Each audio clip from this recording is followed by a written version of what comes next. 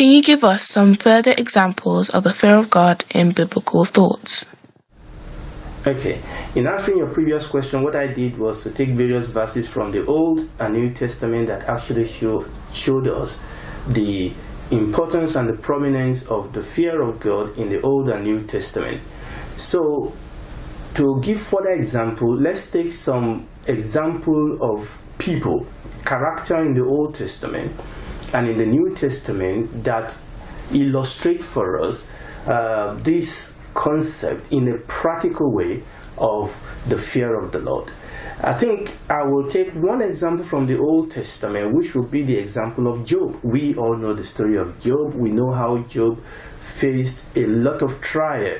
Now, the book of Job opened, the very book of Job opened in the first chapter of the book of Job, Job chapter 1 verse 1. It opens this way: there was a man in the land of Uz whose name was Job, and that man was perfect and upright and one that feared God and eschewed evil. The very book of Job opened up with a description of Job. It didn't tell us about his wealth, even though he was wealthy. It didn't tell us about his connection, even though he was connected. It didn't tell us about how handsome he was, about his children, his wife, and things like that, his oxen. No.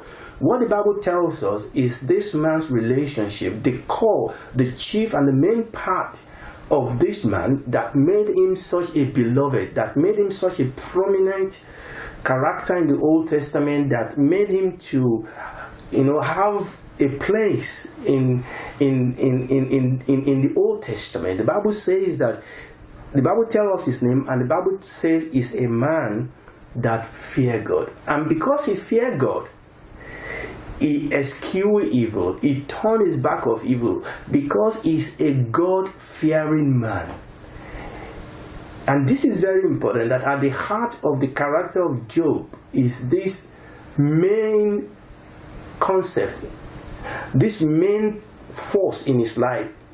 Job was a God-fearing man. And because he was a God-fearing man, he turned his back against evil, and he was a man that was perfect and upright. And it's interesting that I think two other times in that book of Job, God himself quoted this concerning Job. Let me read them. Job chapter 1 verse 8. And the Lord said unto Satan, hast thou considered my servant Job, that there is none like him in the earth, a perfect and an upright man, one that feared God and eschewed evil. And also God said the same thing in Job chapter 2 verse 3, that the main characteristic of the life of this man Job is the fact that he is a God-fearing man.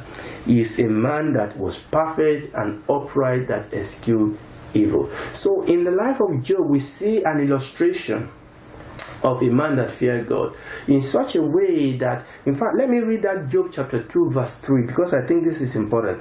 Job chapter 2 verse 3. And the Lord said unto Satan, hast thou considered my servant Job, that there is none like him in the earth, a perfect and an upright man, one that feareth God and eschewed evil, and still he holdeth fast his integrity, although thou movest me against him to destroy him without cause. In other words, even though Job passed through all sorts of trials, unthinkable. You think about what Job passed through, but the Bible says, yet, despite the temptation, despite the trial, despite the affliction that Job suffered, he still held fast to God. The Bible says he still hold fast his integrity. Sometimes there are people that faces one or two challenges and they decide that, they've had enough of God. They just want... No. Not Job, because he was a God-fearing man.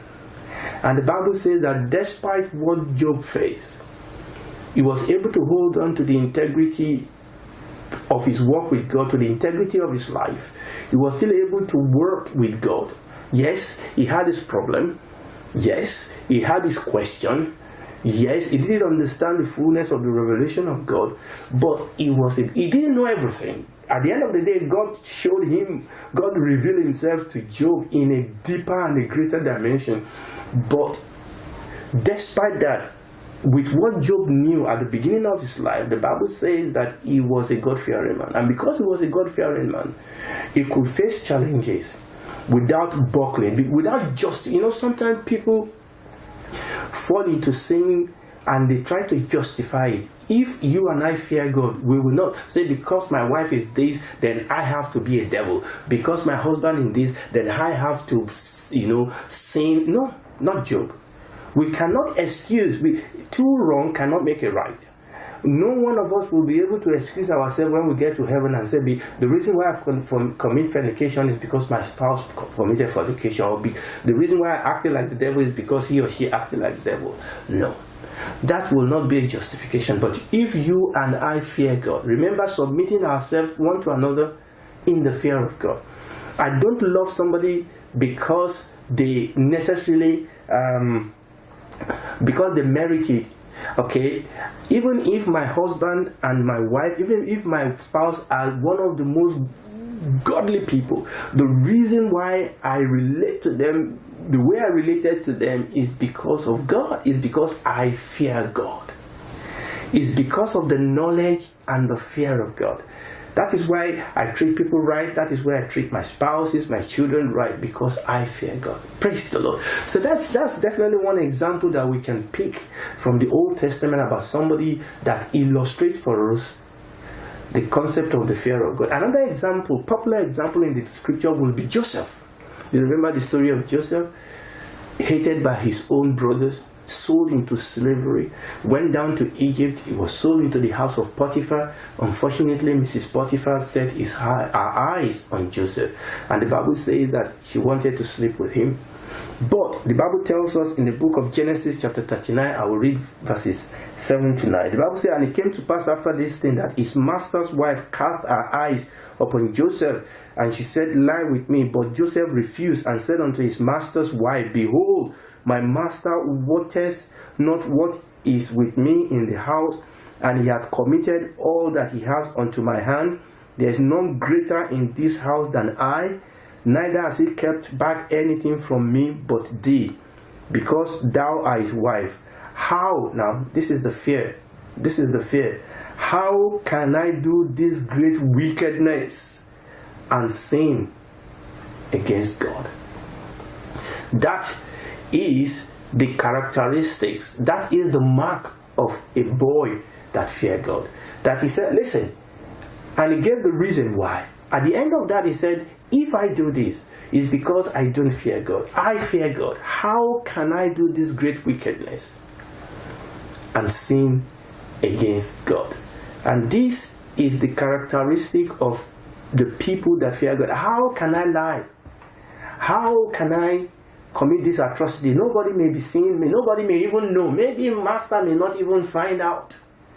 But because Joseph feared God, praise the Lord, he refused to commit the act of what he called great wickedness. Wickedness against his master, yes. But primarily and essentially and fundamentally is sin against God. And because he feared God, because he knows he knows the terribleness, he knows the pain, he knows the judgment that will come against him if he sinned against God. He knows that nobody may know what God knows.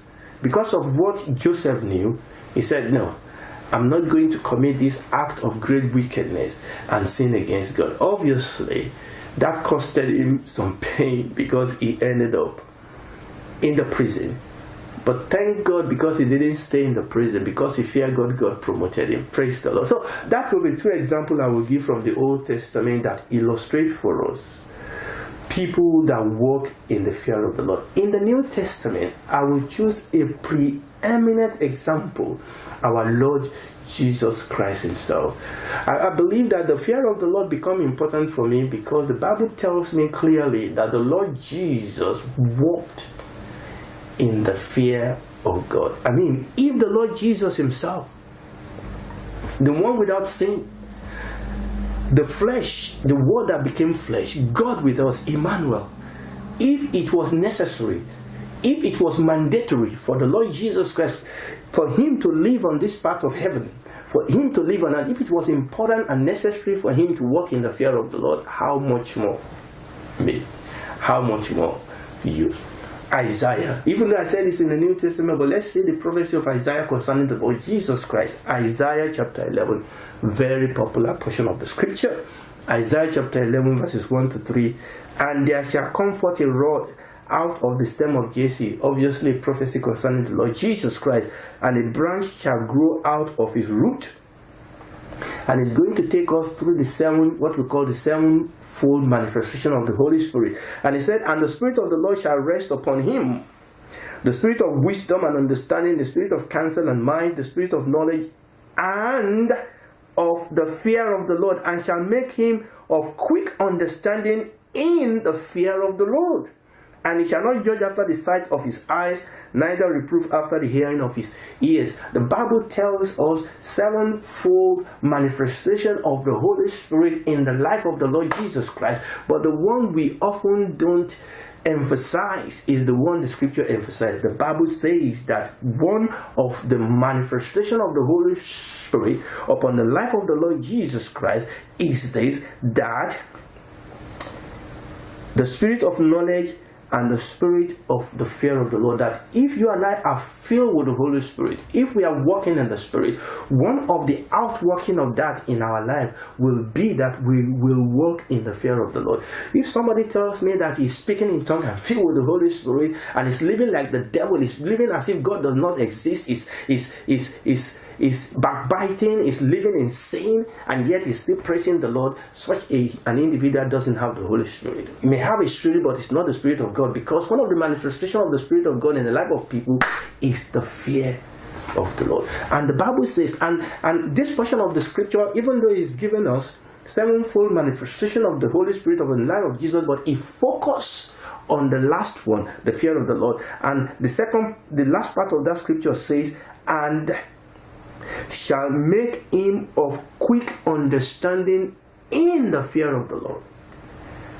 In the fear of the Lord. So the Lord Jesus walked, even him, as when he became a man, he walked in the fear of the Lord. Now let's establish that and read Hebrews chapter 5. Now I really want to focus on chapter 7, but for context, I'm going to read verses 5 to 9.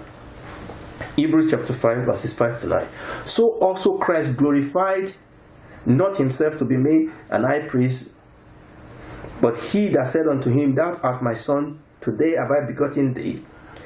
And he said also in another place, Thou art a priest forever, after the order of Melchizedek, who, the Lord Jesus Christ, in the day of his flesh, when he had offered up prayers and supplication with strong crying and tears unto him that was able to save him from death, and was heard, in that he feared.